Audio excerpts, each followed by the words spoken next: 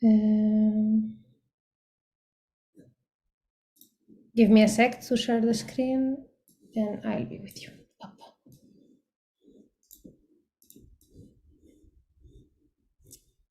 Okay, my screen doesn't want.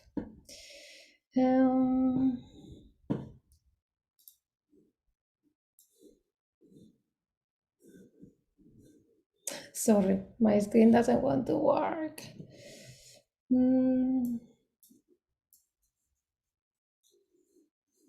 You know, this is the live events every time. For me to share my screen, Ada? Would you please, yes, just share the slides because this is not wanting to work. It's not recognizing my second screen for some reason.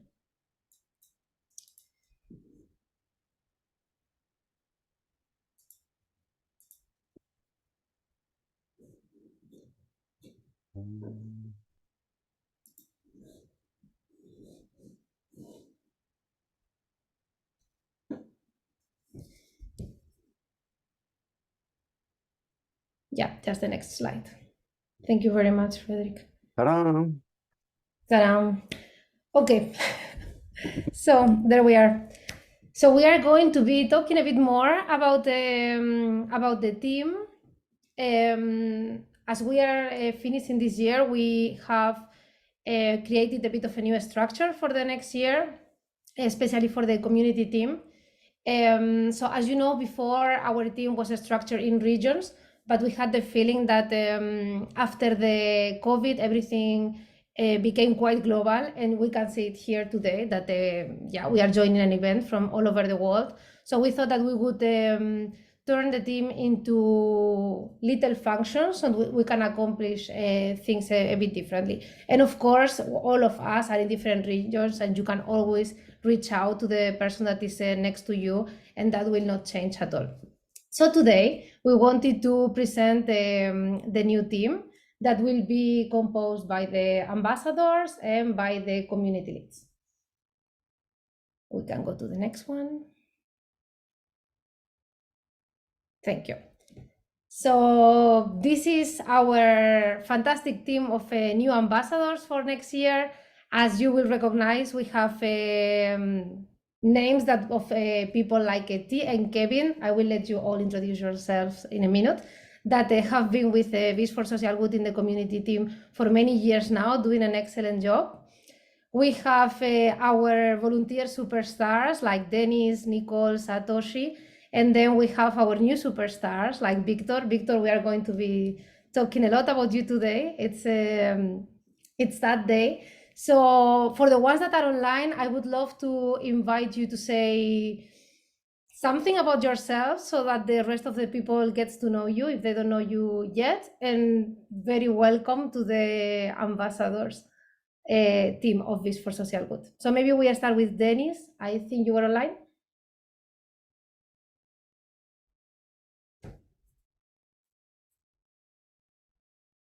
Are you there? Okay, if not, any of you, just, there you are, Satoshi. I can see you. You want to start? Yes. Can you hear me? Yes, perfect. Oh, hi, everyone. Good morning and good afternoon and good evening. I'm so honored to be a part of Vis for Social Good ambassadors. Let me introduce myself a little bit. I'm Satoshi from Tokyo, Japan. And I started to work with Vis for Social Good in 2018. And I think I participated in more than 25 projects so far. The reason why I love Vis for Social Good is because that it gives me so much learning, not only data visualization, but also social problems in the world. And it gives me so wide range of learning. So I will continue to join in project of Vis for Social Good, and especially I want to introduce it to data farm in Japan. And thank you again. That's all. Thank you very much, Satoshi. T, would you like to go next? Yeah, sure. Hi, everyone. I feel I'm going home. It's been a long time, and finally, after a few months, busy months, I managed to find time to join a live with for social good event. So happy to be here. To see familiar faces and to see special guests like Sarah and all the special speakers today. So I would like to say thank you to our community.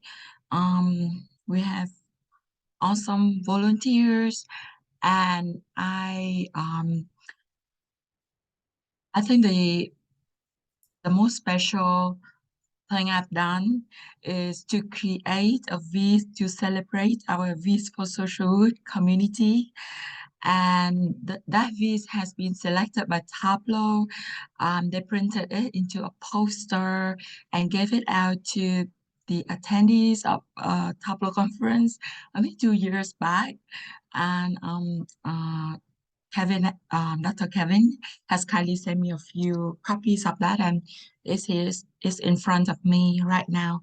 So I think it's really great to be in this community, and why I participated in Vis for Social Good in the first place is I want to um, do something meaningful with my um, to improve my skills and at the same time contribute to doing something good for the society. So I was thinking if I have very limited time, which project should I pick? So like Sarah say, there are so many different projects in the community. And sometimes we just have to choose what to focus on if we don't have that much of time. So I did try out different community projects, and in the end, I think I've focused a bit more on this for social good, and I find it really meaningful and fulfilling.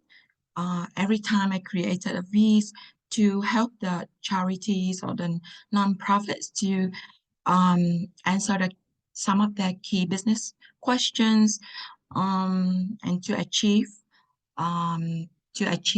what they need, right? So yeah, so that's my story, and welcome the new ambassadors, Dennis, Nicole, Satoshi, and Victor. I think you're so well deserved to be here, and I'm so happy and to see you, and I look forward to working with all of you in the upcoming years.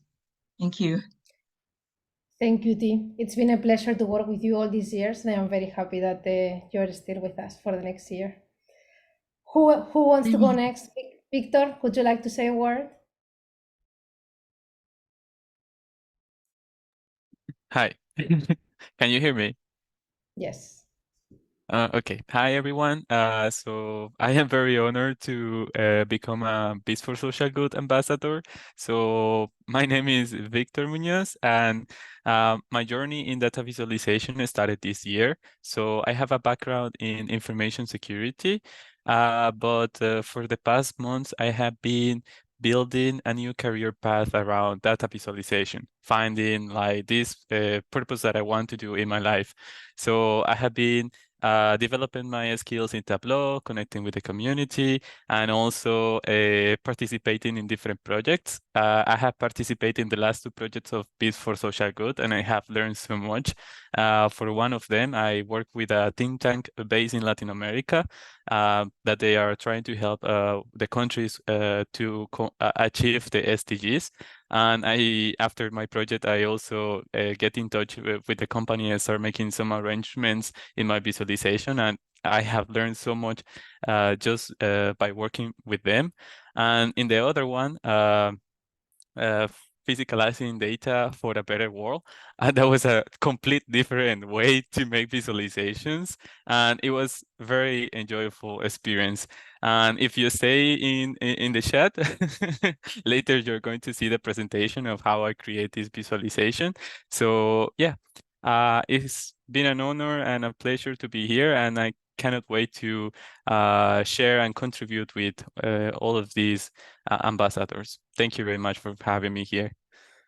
Thank you, Victor. Welcome. I don't know if we have someone else online because of the time zones. I think some of them will be joining maybe later. Nicole, are you online? Yes. Go ahead. Yeah, so I'm Nicole. I've been volunteering with Viz for Social Good for about 1.5 years. Sunny Street was my first one as well. And it's just been an amazing organization to volunteer with.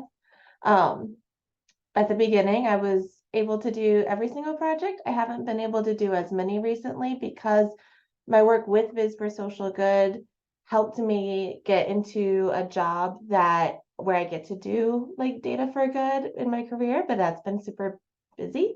But I'm hoping to keep volunteering as much as I can and then supporting everyone else who's going on this great journey about doing good with data. So thank you all. Thank you, Nicole. Welcome. It's nice to hear that people get to do more data visualization in their jobs and doing things they like. Yeah. Yes, and Viz for Social Good is the reason for sure. Personally, I used to have for many years a job as a data analyst and doing data visualization in corporate, and now I'm doing data visualization research full time. And it's true that when it's your entire day, the perspective changes. You also get, many new things that you can apply, but yeah, it's a bit of a different place to participate in the project. Thank you very much. I don't think Kevin is online, right? Probably you all know Kevin by now. He's been very active in the community for the last years, and maybe he will join us later and say hi. Yeah, I didn't miss anyone. So I think like a big round of applause is like virtual ones to the new ambassadors. We are really looking forward to work with you next year. And yeah, we will see what it comes. The next slide is to introduce the new community leads. So the community team will have 3 functions in the coming year. I will continue as a community director, and then we will have a CU Shen that will join us as a social media lead, Jet Hans Schumacher as a community development lead, and Tatir Adnan as a community engagement lead. I don't think any of them are online right now. If you are, let me know. It's tricky because I cannot see everyone who is online. But maybe if you are not, I will introduce them briefly myself. So I will let you know at least who will be in charge of the community. And they will also be available in Slack. So you can already reach out to them and they will be happy to learn more about the community because they are the ones that will support you in the coming year, together with the rest of the team of Viz for Social Good. So Susanna Shen will be social media lead. She's a Canadian student currently based in the UK. She's passionate about data-driven initiatives for social impact, particularly about disability rights and education equity. She has led and participated in data-related projects as a UN Academic Impact Associated Millennium Fellow and with non-profit organizations like Disabled Students UK. She is also proud to be involved in building and expanding a community of data visualization enthusiasts as the president of the Data Visualization Society at the University College of London. Tatir Adnan, that will join as community engagement lead, is a passionate advocate for using technology to address pressing societal challenges with compassionate solutions. With a robust background in data science, Tatir has consistently applied analytical skills to tackle complex issues in women's health, racial equity, and homelessness. Motivated by a deep commitment to bridging the tech gaps, she envisions a world where data science is a force for positive change.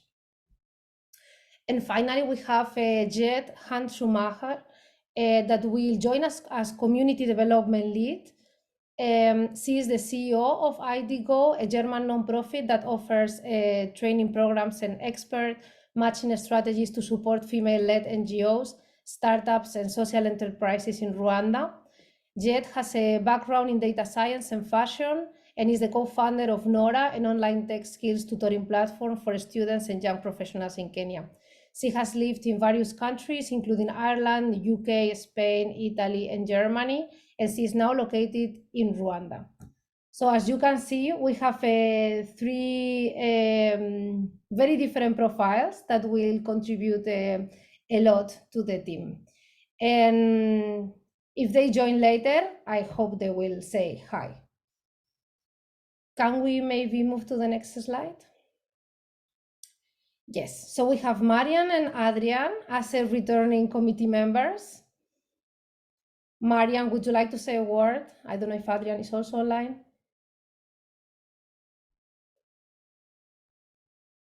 In any case, Marian is facilitating the entire day, so you will see her around after otherwise. And then finally, we have the board. So in the board, we have Vanita that you have already met. During the introduction, myself, Imbal Reef, Mindy Friedman, Nisa, Katie, and Frederick. Maybe, guys, you would like to say a word.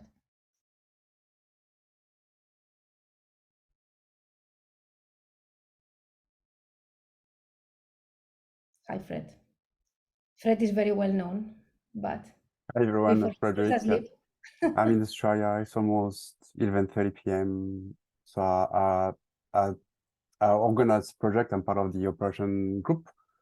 I'm a TEWWY ambassador. I love that community because I think we enable young data analysts to find a voice, and we help charities. I think that's an awesome project. I've been involved as a volunteer for 3 or 4 years, I think, and I've been part of the board for a couple of years. So it's always great to basically hear all those stories. Victor, for example, and all those varied kind of folks coming from different backgrounds. So I think it's an amazing community. Welcome, everyone.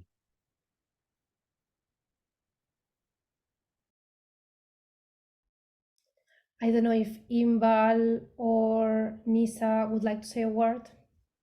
Otherwise, maybe Hi. Yeah. I don't know if you see me, guys. Black, but we Black. can hear you. Okay. Just a second. Be open. No? We can see something. Okay. So if you hear me, so I'm Bal, I'm the partnership director. I'm a little bit on low profile now because I live in Israel and things are not very good for us at the moment. But I'm very moved and grateful to be a part of this organization that give you so much, horizon and hope to do things for the better for the world. So I hope to reunite very soon and to bring my best efforts. And welcome to all the community team. Some of you are very familiar, and I'm so happy to see you on board. Thank you, Ida. Thank you, Imbal. Okay, I think you will meet the rest probably later today. So now we are going to move to our next part of the program for today. It's a panel, but first we have a very nice video. Enjoy.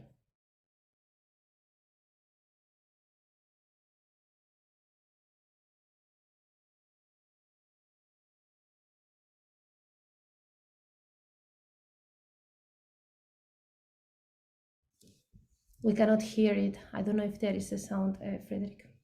Frederick, yeah. So you can't hear anything? No. No. Okay. Let me try again.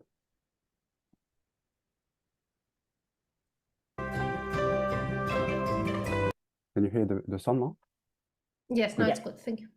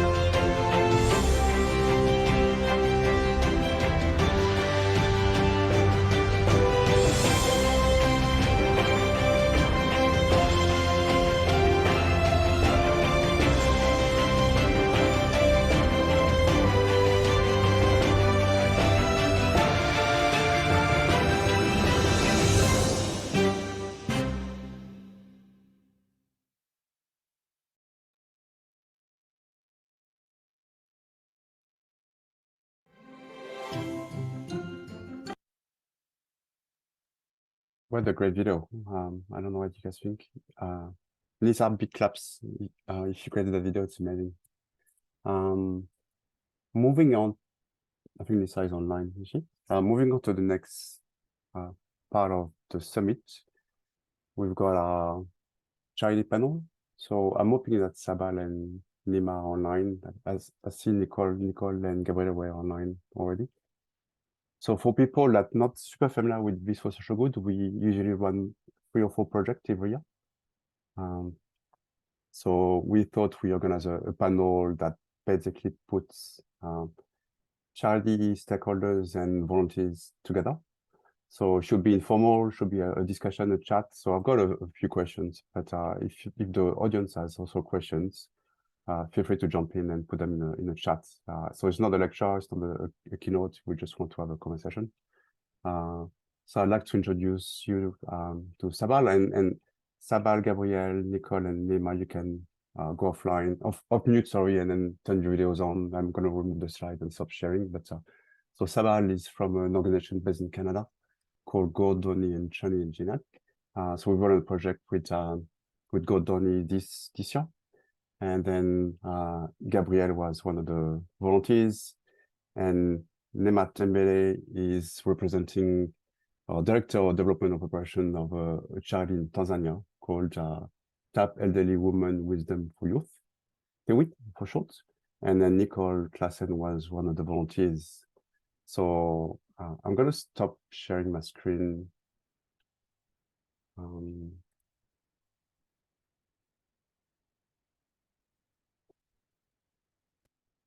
So Nicole, you're here. I can see you here. Sabal, hello. Gabrielle, are you still online? Hello. Hello. And then Neema, are you still online, or are you joined? Yes. Cool. Hello. How are you? Good to see you. So can I maybe, as I said, it's quite informal. I'm quite keen to get people as well asking questions. So maybe Neema, because you're here on the video, can you maybe introduce yourself quickly and maybe quickly explain in a few seconds our involvement? We had a project together last year, I believe. So maybe in a few words, maybe tell us what you do as a quick introduction, and then the type of business you're running. Absolutely. Thank you for having me. Hi, everyone. I am Neema Tembele. I am one of the co-founders and Director of Development and Operations at TAP Elderly Women's Wisdom for Youth, for short, TEWWY. Our mission is to bridge the intergenerational and mental health treatment gaps. We have been providing mental health and psychosocial support in local communities, partnering with the government sector and some other grassroots organizations. And in providing our services, we use clinical assessments for depression and stress. And during the project that Visualizations for Social Good supported us with last year, they analyzed the data for a project we had in collaboration with local government authorities and the elderly women that are trained to provide these services had seen about 1,600 or 1,900 clients from the communities, and the volunteers told a beautiful story, which really helped us strengthen our program. So I'm very excited to be here and share more. Thanks. Right. And Sabal, from Canada, it's quite early where you are. Can you sort of quickly introduce yourself and then tell us a bit of a story with the project that we had together this year? Sure. Thanks, Frederick. Hi, everybody. Good morning. My name is Sabal, and I'm the Data and Impact Lead at the Gord, Downie, Chanie, Wenjack Fund. And essentially what our organization does is we try to amplify the voices of Indigenous people across Canada and try to bring Indigenous and non-Indigenous people to work towards reconciliation and essentially try to dismantle systems of oppression in Canada. And the project that we did with Biz for Social Good this year was focused on our impact our social impact data for evaluation and really trying to understand what we're trying to achieve in Canada. And through our own programming, we evaluate our impact through reconciliation actions. So these are specific actions an individual, an organization, or a community can make that helps propel the community towards our future states model, which is essentially a way that we see these actions are able to dismantle systems of oppression in Canada. And our work with VIS for Social Good really helped us, first of all, try to put restructuring our data was one of the first things that we've done, which was really crucial before we were able to understand our data, as you guys can imagine, trying to quantify little bits of actions to dismantle racism is quite a challenging task theoretically and when it comes to data collection. And then the volunteers at VIS for Social Good also helped us evaluate and demonstrate our reconciliation actions model. Cool. Thanks, Sabal. Maybe Gabrielle, as one of the volunteers, can you maybe sort of introduce yourself and maybe quickly explain which project you were involved and maybe starting with why you got started? Because I think that was your first project you did for VIS for Social Good. So maybe Gabrielle, just explain us quickly, or tell us what you're doing and maybe what was your interest participating in VIS for Social Good? Yeah, sure. I'm Gabrielle. I started volunteering with VIS for Social Good this past summer. I think the World Health Organization project on disability data was actually my first project, and then followed that up with the DWF project with Sabal. And my background is actually in research. So I do data analysis, and as part of that, also quite a bit of data visualization for neuroscience research. And yeah, I enjoyed the visualization process quite a bit and wanted to branch out into different types of visualizations in different contexts, because most of what I was doing was for academic journals or presentations. So incorporating a lot of the things we've been talking about throughout the summit, like storytelling aspects, and also making an impact outside of academia as well. So I got involved. I found about VIS for Social Good and got involved. And yeah, I've really enjoyed being able to work on these projects. And I've actually transitioned recently in my role. So as of September, I'm now a research software engineer at Newcastle University. So it's kind of a similar framework. It's not focused just on data visualization, but it's a service at the university that provides support for people working on different projects with different data sets. They're kind of similar in the sense I get to work on a variety of projects and figure out what people's needs are for their data or their software. And I think VIS for Social Good was a large part of making me realize I enjoyed that type of work and looking for opportunities to do more of it. Okay, thanks, Gabrielle. And then Nicole, finally, in terms of introduction, you've done a few projects with us. Yes. Tell us who you are a little bit more and then why you got involved in the first place. Yeah, so Nicole Klassen, I've been doing data viz for probably 8 years now.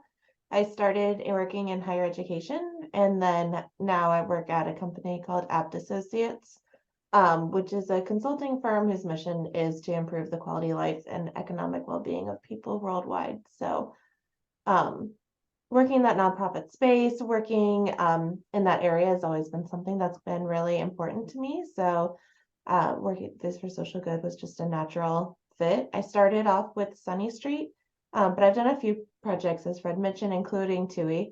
I started DFG, that's in my hidden folder because I don't think I got to finish it, but at least looked at the data and I tried. But yeah, I love doing this, and my background is actually in psychology, so especially with TEWWY, that was just one that really was important. I love that with VIS for Social Good, I get to learn about all of these different kinds of organizations and all of these different missions, as well as helping. So that's me. Cool. Thanks, Nicole. So maybe a question for Sabal or Neema or both, I guess. I guess we are interested to find out, are VIS for Social Good volunteers influenced your initiatives? So after we've run a project for a few weeks, you got a few volunteers working on your data. What changed? What was I guess the next step? So you got inspired to do more data viz.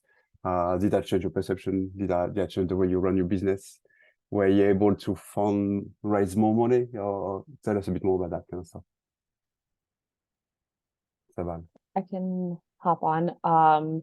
First, I have to say thank you so much to all the volunteers that have helped us out. I think this Viz for Social Good project that we did really changed the way that my organization looks at our data internally. So the first step of this project was to essentially restructure the data. Before, our reconciliations data was almost in a template form where employees would input information in, but it wasn't really a database. So the first thing that we did was restructure our spreadsheet to actually be able to analyze the data.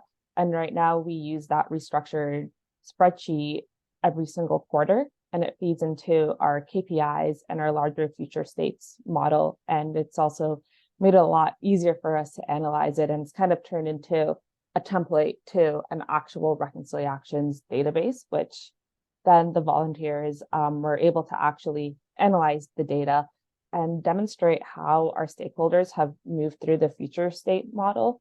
So each reconciliation is coded with the future state. So it was really cool to be able to see our theory in action or in something that's visual. And the largest takeaway to this point, I think, what we really started to see in the past couple of weeks is using the business to explain our future state models to various stakeholder groups, because at first it was just a theory. We had all the data, but now we put it together. So we just released one of the vises in our annual report, which is really exciting. That happened this week. And also we're doing further research on our theory, but we were able to use the vises to actually help explain what we were trying to do to our different stakeholder groups. No, nice. And what about you, Neema? I remember there were a lot of people from Tanzania connecting to the live call at the time when we did the live presentation. And I think that was quite powerful. So, but can you explain a bit more about what's changed, if things have changed in your organization? Certainly.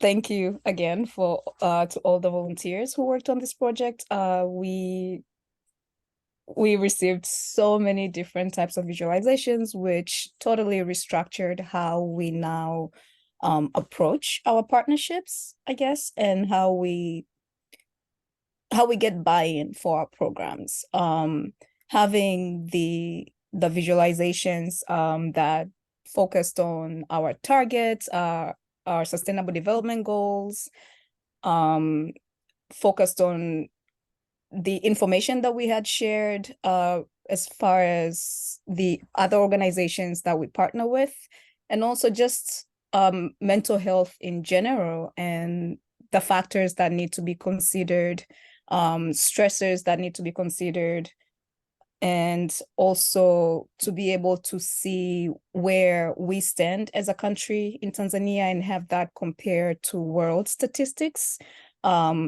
That was really, really important for us because finding data is not always the easiest thing due to perhaps lack of research conducted within the country, or maybe it's published, or it's not publicly published. So just having that information and comparing to just worldwide data, and this is specifically in Nicole's visualization, and being able to see the responses for each of the questions that are in the assessment that we provided, and sharing that information with our stakeholders on the ground, and also internally using that data internally to design our programs, to see where do we now focus some of our resources, what targets did we not hit, who should we focus on now. It has helped us in so many, in many different areas internally and on the ground in the country with stakeholders. We recently, in June 2021, this year, we launched a program in a public school, and getting the buy-in, a mental health literacy program in a public school, getting the buy-in from the public sector was really, really easy, because we've been using these visualizations and other information that we have available to us with our partners, with our government stakeholders, and we're getting a lot of support. So that's, as a small nonprofit with limited capacity, working with these volunteers to analyze the data, we definitely did not have the capacity, but also they took some of the work off of us. Like, we did not have to clean the data, so I'm sorry about that, but we really, really appreciate it. And in working with them also, it kind of informed how do we improve our internal processes, so we're more prepared for future projects. Yeah. We're ready as well for new projects next year, maybe.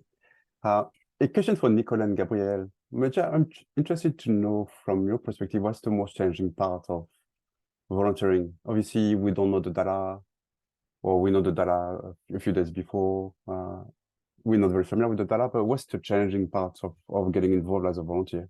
Nicole or Gabrielle, if you want to expand. Nicole. I can start.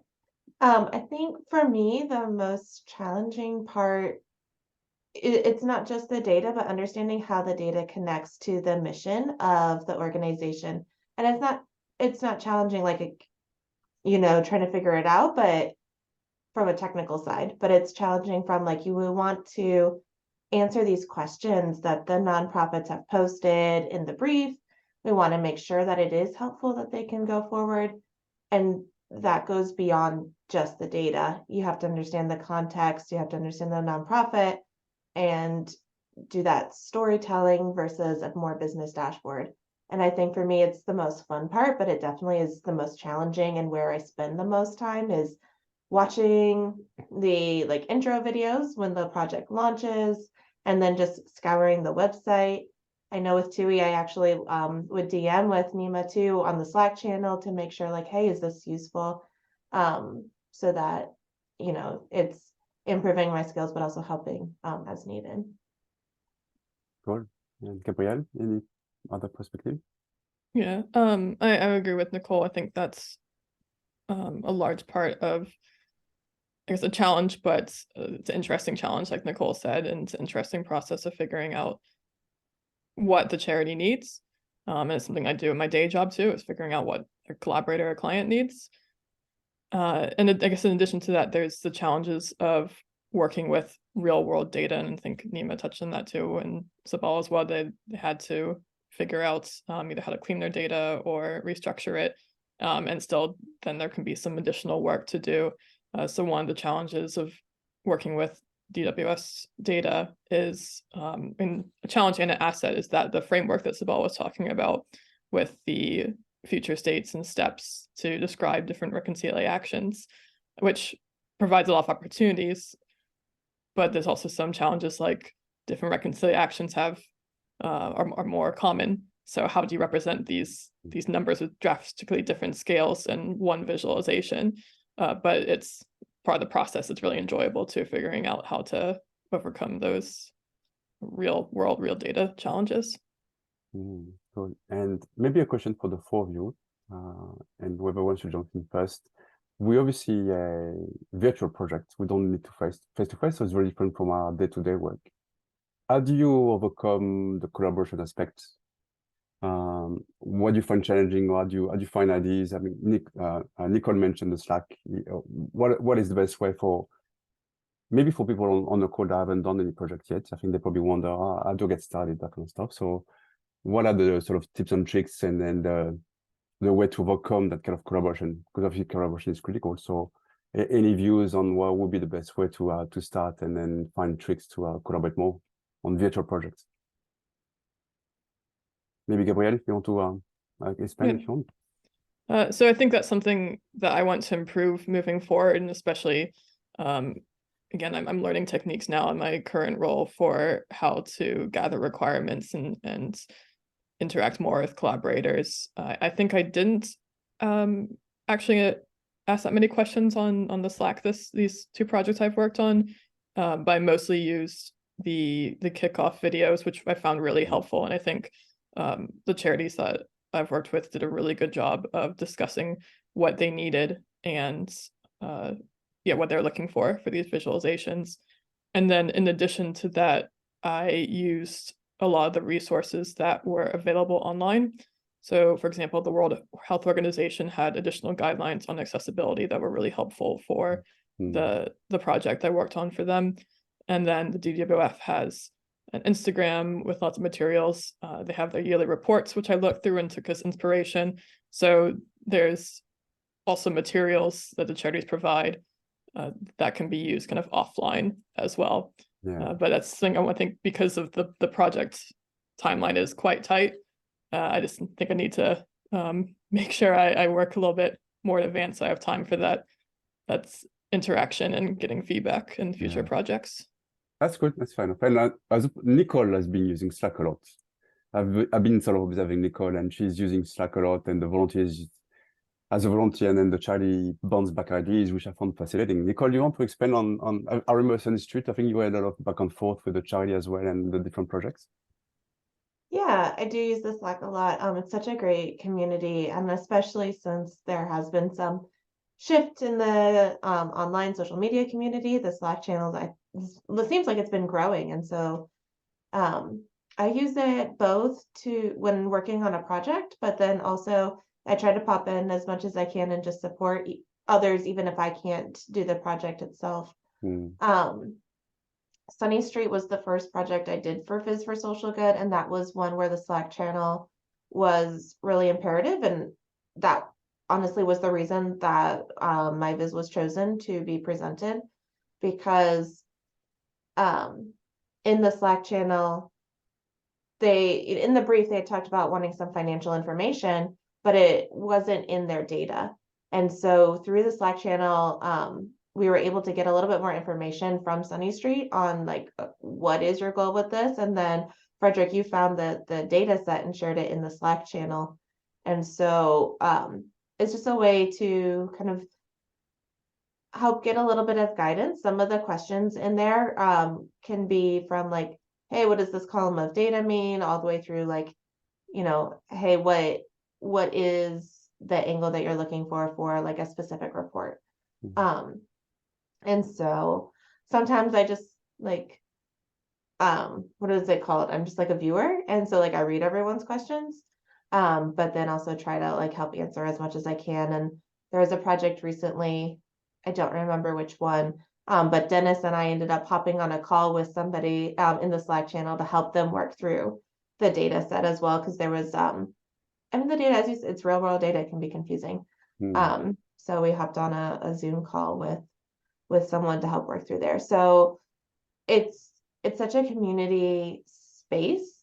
Even if you're just going there to like read through what other people are doing or asking questions about, it can really help jumpstart your questions when you're doing your visualization, if that's kind of where you want to stay. But I highly encourage people to actually, participate, whether it's posting your viz, asking questions, helping answer questions, because it just helps everybody. And it helps kind of get these visualizations from to a higher level. Cool, Nicole. And Sabal and Neema, how did you find the collaboration? Being a virtual project, it could be a bit challenging, and people are from all over the world. What was it? Did you have any challenges, or did you find that easy using Slack or emails? Yeah, I think just with the nature of our social impact data, it was really hard even for us to try to conceptualize and essentially try to put racism in a spreadsheet. So I really appreciated all the collaborations and all the questions from the Slack channel, because it made us think of ways that we didn't really think before, or try to clarify some of our intentions, especially putting the science behind the social sciences. But something I really appreciated was after the vises were complete, Gabrielle and some of my colleagues hopped on a call, and we were able to really dive in a lot deeper into what are the next steps for our project. So, for instance, we were able to get into deeper conversations, such as the calculations that we use to weight our reconciliation actions. Gabrielle, thank you for sending us an updated formula because we realized it wasn't linear as a model when it came to our theory, or even just trying to understand the indicators that we had. Cool. And Neema, how did you find the collaboration with the volunteers? You were in the US, your stakeholders are overseas, volunteers everywhere. How did you find that collaboration piece? I like that there was another option alternative to email that was provided and used, because I find that personally my inbox can be a bottleneck. So being able to use tools like the Slack channel to address and answer questions quickly, I found that very, very helpful for us to provide information if it was needed. And I didn't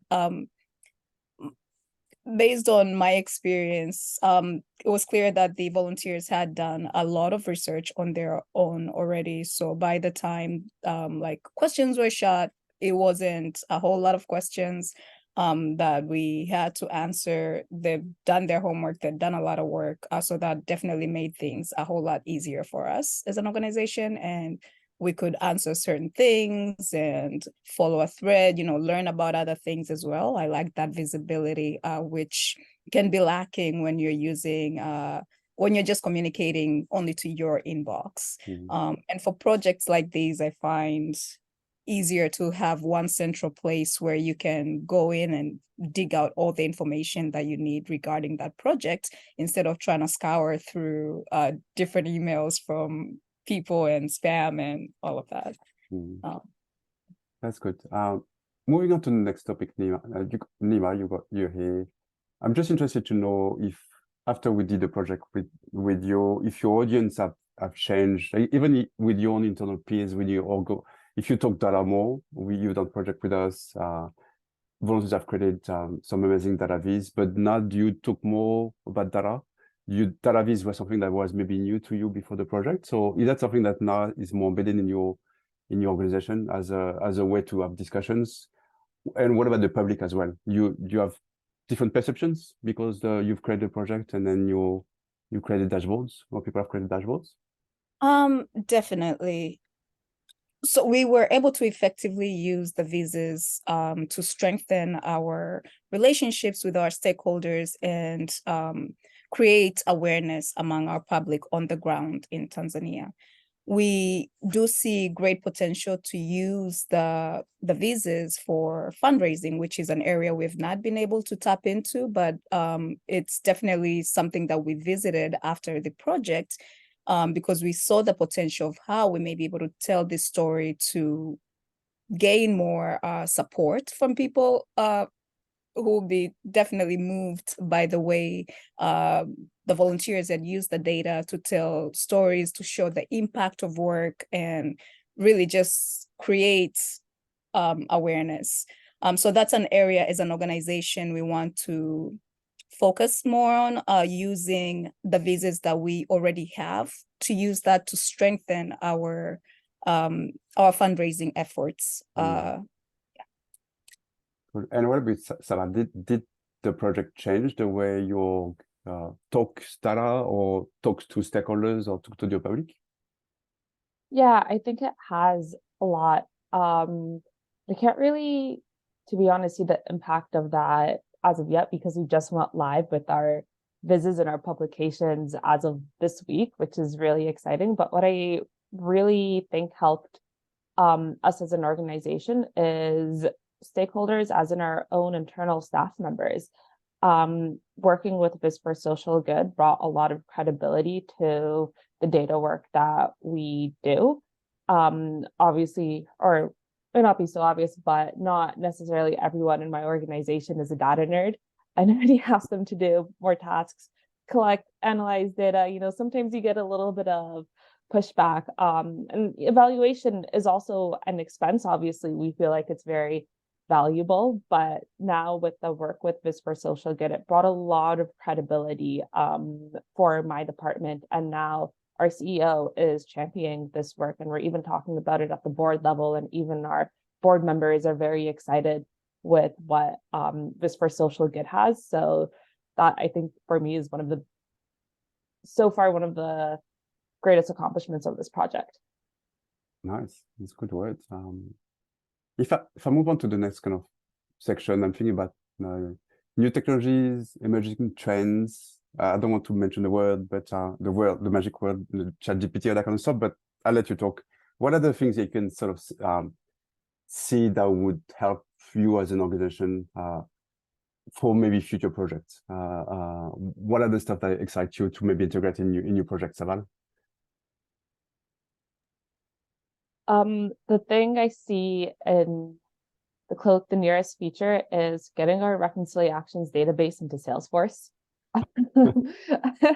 We're a bunch of Salesforce users, so I think that would be being able to organize it in a way, in a database that's just a lot more user friendly, I think is the first, or it's the next step. And then we'll probably hop on some more industry trends once we get our new system created into Salesforce. Yeah. So are you calling out for Salesforce volunteers, someone that knows Salesforce and can help you? Or, because I'm sure maybe someone on the call might have some experience.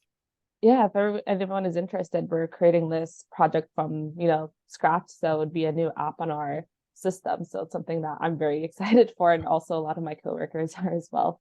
Cool. What about you, Neema? Any sort of new trends, exciting new technologies that you think might play a part in your world? Actually, funny, Sabal, we got Salesforce. Salesforce offers nonprofits free licenses, and so we have started setting up and using that tool as well to track our opportunities. However, we were stuck with uploading that data and using it for analysis and creating that relationship between the counselors and the clients and all of that. So that's where we are, as well, using Salesforce as a CRM tool for our data analysis, and also using the visas that we already have for communications, using more email communications, as well as sharing the impact of our work through different social media channels. Cool. I've got maybe a couple of more questions for maybe Gabrielle and Nicole, but if people on the call have got questions as well, don't hesitate, put the question in the chat. Nicole and Gabrielle, there's a lot of folks on the call that haven't done any project yet, and they might just wonder, how do I get started? Sounds a bit daunting, a bit maybe scary. What would be the best advice for someone on training wheel to start a project with Viz for Social Good and a charity? Nicole, maybe you're the veteran. You've done most projects here. Yeah, I mean, honestly, the biggest thing is just to do it. Sign up for the emails that on the website, so you can see when a project is announced, and joining the Slack channel. But I think the biggest part is start it, but I don't know what it is. Start it, but don't put so much pressure on yourself. So, don't feel like you have to create a viz that is going to be sent to a CEO or board of directors. Like, if this is your first viz, don't put that pressure on yourself. Instead, just join the community, join the Slack channel. You'll get a ton of support just from those two areas. And then just check out the data and find that story that you want to tell, and reach out to people if you need help telling that. But start small and start with and just start, and then from there you kind of see the impact of the other visits, but you also see your skills growing, and then that's when you keep going and you keep getting hooked on the impact that it's making. But don't feel like, I think for me, I love doing the data for good, but it was also a little intimidating to know that it was going to external clients. And I think that can be a bit of a barrier. So again, just don't put that pressure on yourself and just create something that's gonna help you in your skills. And then as you grow, you'll be able to expand more, but don't put that pressure to like start at the very end line. Just start and then keep going. Nicole, the first project was Sun Street, was it? So that was an industry you were familiar with, like health. A little bit, yeah. Yeah. Did you find that a bit easier to start with something that was a bit familiar compared to engineering or something that you have no idea? Or there was a challenge sure. or opportunity? For sure. The easiest projects have been the one I've been familiar with.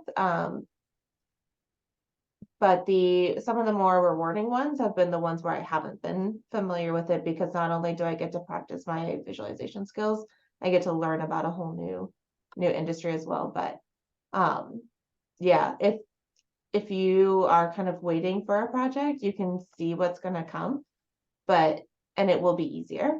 But I don't want that to like be a barrier either. You know, the perfect charity doesn't come up, and so you never volunteer. Like they're all amazing charities. So.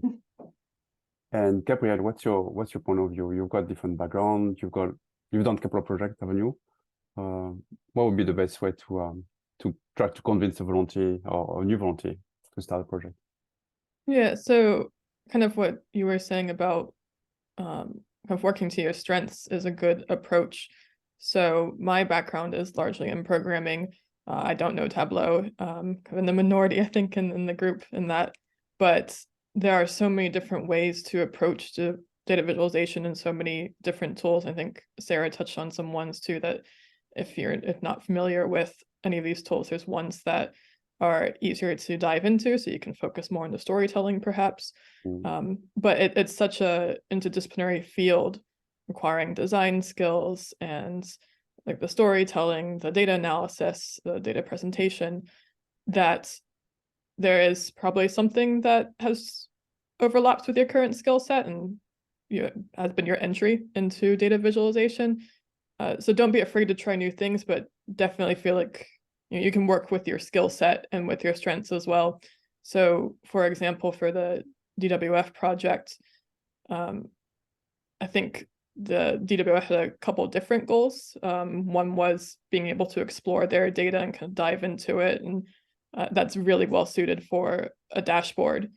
And I knew there were lots of people in the group that could provide that expertise, even though I didn't have it. So I instead focused more on their goal of presenting their data and their framework to stakeholders.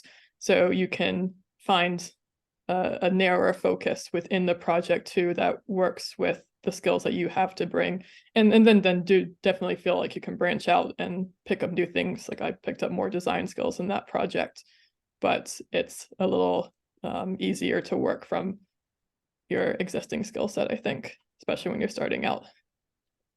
Good, thanks, Gabrielle. We're about 5 minutes from the break, so I'm quite keen and happy to open the floor for questions.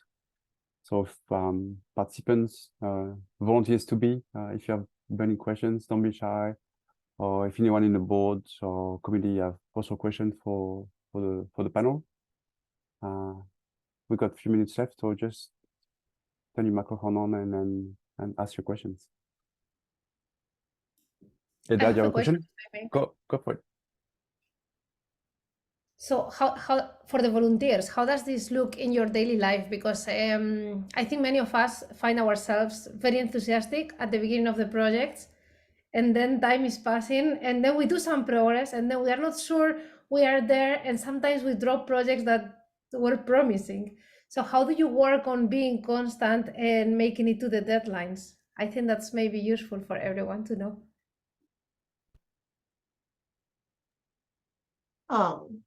I think for me, because that's definitely been happening more recently, where like I've started and haven't been able to finish, it's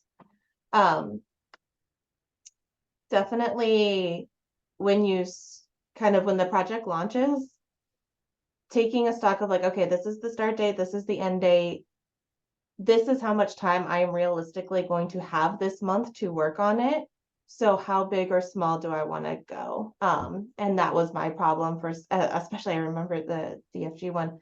I went way too big on what I wanted to do, and I didn't have the time for it with work and some personal stuff. So it is time. If you're working full time and you have like professional development hours in your job, you can use some of those.